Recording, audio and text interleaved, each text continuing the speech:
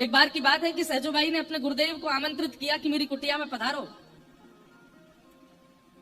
कहते हैं ठाकुर जी बोले आज सहजो की भक्ति की परीक्षा लूंगा मैं। कैसी परीक्षा हुई कि सामने से गुरुदेव आ रहे हैं और गुरुदेव के ठीक बगल में देखा ये कौन आ रहा है, तभी देखते हैं कि श्याम सुंदर चले आ रहे हैं, ठाकुर जी भी आ रहे हैं।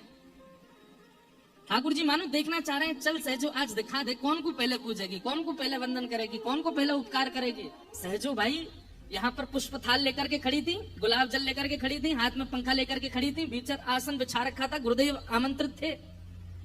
जैसे ही देखा कि साथ में गोविंद भी आ रहे हैं तो सहजो भाई तुरंत थाल रख करके दौड़ के गई और थोड़ी दूर थे गुरुदेव तो उनके बगल में खड़े ठाकुर जी का हाथ पकड़ा, खींच करके लाई और ला करके उन्हें जल्दी खड़े हो, चलो थाल पकड़ो, ठाकुर जी गुरुदेव आ रहे हैं, पूजा करनी है उनकी।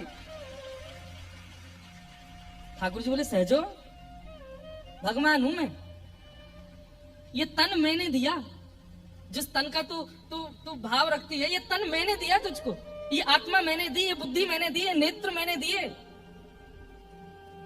सहजो कहती है तन आपने दिया, बुद्धि आपने दी, नेत्र आपने दिए, पर इनका सदुपयोग उन्होंने दिया है, इनका सदुपयोग तो उन्होंने दिया है।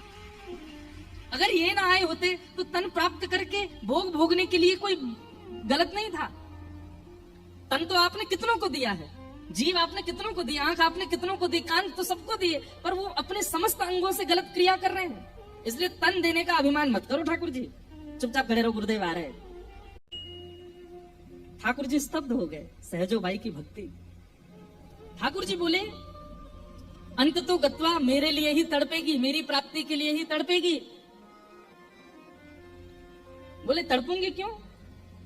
बोले क्योंकि मेरी प्राप्ति करना ही जीवन का सार है। बोले मैं भी वचन देती हूं कि मैं अपने गुरुदेव के आश्रय में रहकर के ठाकुर जी को तड़पा दूंगी, वो ही कहने लगेंगे कि सहजो आजा, मैं तैयार बैठा हूं तेरे लिए, मैं अपने गुरुदेव का आश्रय नहीं छोड़ सकती।